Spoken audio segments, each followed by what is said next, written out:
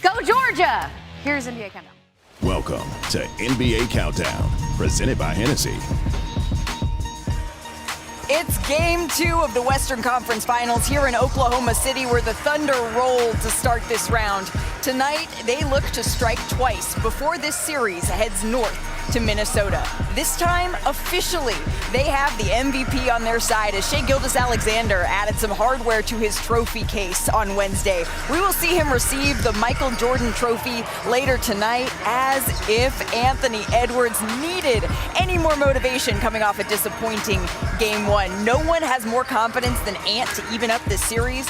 Wolves, Thunder, we are counting you down on ESPN. As we are live here from the Paycom Center in Oklahoma City, alongside Stephen A. Smith, Coach Michael Malone, Bob Myers, Kendrick Perkins. I'm Malika Andrews. Gentlemen, there is so much to get into in this one, but the building is already starting to fill up to see their MVP, Shai Gilgeous-Alexander. Game 2, it is a game of adjustments based off of Game 1. Let's just remind everybody what went down in this one. Despite trailing at halftime here, the Thunder, they went on to win by 26 points to take the 1-0 series lead. That was their fourth win by at least 25 points in this building in these playoffs. SGA, he led the way with 31 points, 9 assists, his fourth straight 30-point game. As for the other star in this series, he struggled to get going on Tuesday. Anthony Edwards, he took just 13 shots in Game 1, only one of which came at the rim. That's tied for the second fewest field goal attempts in a playoff game in his career, Stephen A. So how do you expect Anthony Edwards to respond? Season long, we will see it in this important moment. It's just about time for tip-off. Mike Breen, take it away.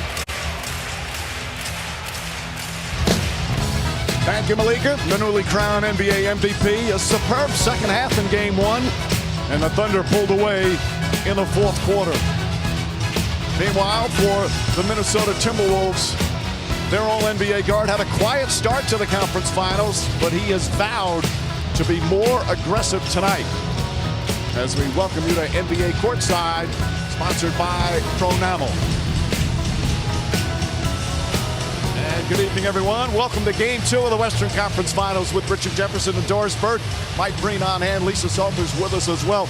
In Game 1, the Thunder started slowly, coming off that emotional Game 7 victory in the previous round. But boy, do they dominate in the second half. And Doris, their formula for success never changes. Defense, defense, defense. The threat they pose as championship contenders is as much about that withering defense as the newly crowned MVP. If you are a ball handler facing pressure from this team, it is not just the initial defender you've got to be aware of. If you're anywhere near the paint, you can expect a swarm. Your decision-making is under duress and pressure constantly. And if you are at the nail in the middle of the floor, I can promise you, look at there's 5 white jerseys. This team takes special pride in protecting the paint. It's multiple efforts. It's recovering the shooters and covering for each other. They had 2 guys on the top 10 defense. They could have fielded their own team. Meanwhile, for Minnesota, it was a 26-point loss. But Richard, they were only down 9 with 7 minutes to go, so there certainly was some positives. However, for them to get over the hump and get a win here and even the series, what has to happen tonight? What has to happen is that Anthony Edwards needs to be aggressive early and often. He needs to be getting downhill and putting pressure on this team. The gaps are not big. There's not a lot of space. You have to make quick decisions. And the reason why is because those holes close up so fast. There was one good attack he had all game, and it was this one. But in order for him to hit gaps and finish like this, he's going to need some shot-making help. His team was 5 for 28 from 3 off the bench. They're going to have to knock down some shots if they want to avoid losing 2 games in a row for the first time all postseason. But as you said, Richard, they need a bounce-back game from Ant-Man. With more on that, we check in with Lisa. Hey, Lisa. Hey, Michael. One of the first things that Anthony Edwards said in his post-game press conference was, I've got to shoot more. He came into this series averaging 21 shot attempts a game in these playoffs. He put up just 13 shots in Game 1. He finished the game with 18 points, 8.5 fewer than what he's been averaging all postseason. And the Thunder held him scoreless in the fourth quarter. Remember what Edwards said after Minnesota's Game 2 loss against the Lakers in that series? That he was confused by LA's defense. Ant says no such confusion now. He credited OKC for clogging the paint and filling the gaps. But he said all he has to do tonight is play off the ball more. I just need to get a little bit more cardio in, he said, and I should be good. Mike? All right, Lisa. Well, we're ready for the game, but first, a very special ceremony that they are fired up about here in OKC. Let's go to our PA announcer, Mario Nani. Good evening and welcome back to Baycott Center for Game 2 of the NBA Western Conference Finals, featuring the Minnesota Timberwolves and your Oklahoma City Thunder.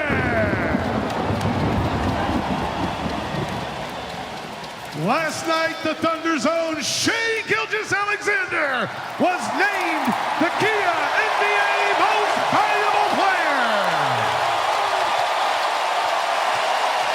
At center court, Kia America's Vice President of Sales Operations, Eric Watson, joins NBA Commissioner Adam Silver to present the Michael Jordan Trophy to the 2024-25 Kia NBA Most Valuable Player, Shai Gilgeous-Alexander!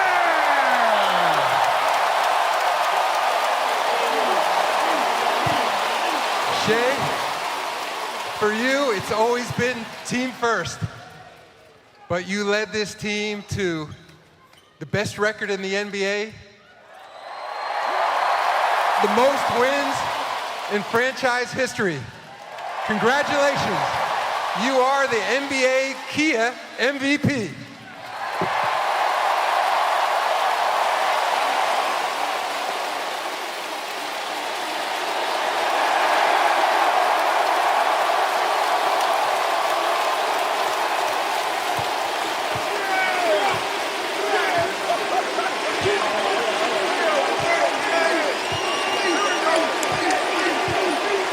One more time for the Kia NBA Most Valuable Player, Shai Gilgeous-Alexander! Another MVP in OKC. Kevin Durant in 2014 told his mom she's the real MVP. Russell Westbrook in 2017 put on his triple-double extravaganza. And now SGA, who's hoping to add one more trophy to this season. Game 2 coming up.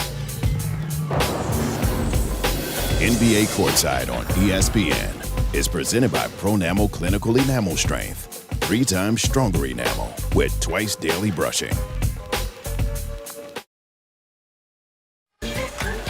Welcome back to NBA Courtside, presented by Pronamel here in Oklahoma City, a city that's been in love with this team since it arrived in 2008. But here in 2025, Thunder Fever has reached new heights, dreams of a championship dancing in their heads. And here in this conference final, the talented and tough Timberwolves will look to squash those dreams. The Western Conference Finals, Game 2, is next. It felt different from jump. If you know, you know. This Timberwolves team, they're playoff tested. They're more like pressure oriented. But at the end of the night, it's basketball. They throw you a problem, you have to solve it. If you know, you know. This thing of ours, oh, this thing of ours. It's kind of hard to get to the paint. They definitely took that aspect of my game away. This crowd in a frenzy right now. If you know, you know. That's the reason we ball for. Circle round twice for the encore. If you know, you know. I'm not always the loudest guy in the room or say too much. My energy and effort and what I put on the floor speaks louder than anything. I was busy earning stripes like a tiger skin. Get it out of our system in game 1. So we'll be ready for game 2. That's the reason we ball for. Circle round twice for the encore. If you know, you know. The NBA Western Conference Finals are presented by AT&T. Connecting changes everything. And in part by Burger King.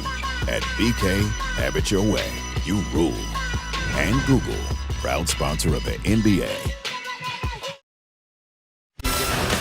We are ready to go for the Timberwolves and the Thunder as we welcome you to the Western Conference Finals presented by AT&T. Paycom Center in Oklahoma City, packed and loud as we're set for tip-off for Game 2. And tonight's starting lineups are brought to you by Mountain Dew. And as we told you in Game 1, both teams have been able to start the same 5 throughout the postseason. A good veteran starting 5 for Minnesota, and of course, the OKC Thunder are one of the youngest teams to ever make a conference final, but they are not playing like a bunch of youngsters. They're 9-3 so far in the playoffs. Meanwhile, the Timberwolves, they've been bouncing back all season. First round, they lost to the Lakers in Game 2, won the next game by 12. Second round, lost Game 1 to the Warriors, came back and won by 24. Obviously different opponent, but they've been a resilient bunch all season long. And an interesting start to the game in that the Timberwolves, and it's the road team that gets to pick which basket they shoot at first. They've